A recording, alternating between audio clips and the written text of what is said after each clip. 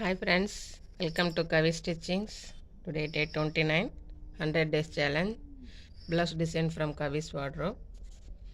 இன்றைக்கி பார்த்தீங்க அப்படின்னாக்கா நம்ம பார்க்க போகிற saree இது தான். இந்த saree வந்து ஆன்லைனில் ஆர்டர் பண்ணி வாங்கின saree. Cotton mixed georgette plus cotton mixed saree.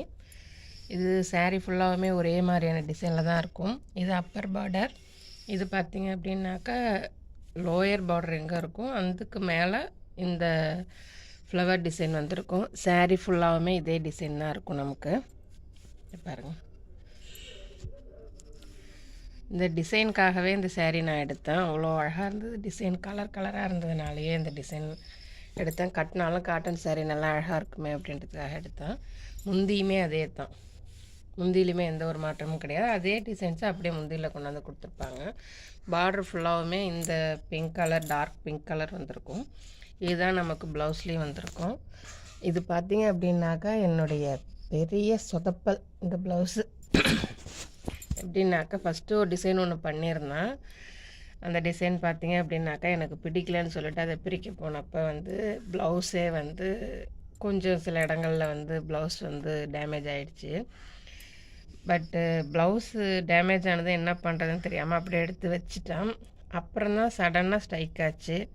அப்புறமா அதை ஆல்ட்ரு பண்ணலாம் அப்படின்னு முடிவு பண்ணி அந்த டேமேஜ் ஆன பார்ட் எல்லாத்தையுமே கட் பண்ணி எடுத்துகிட்டு அதில் வந்து இந்த நெட் கிளாத் என் கையில் இருந்துச்சு. நெட் கிளாத்தும் உள்ளே இருக்கிற சாண்டல் கிளாத்தும் கையில் இருந்துச்சு.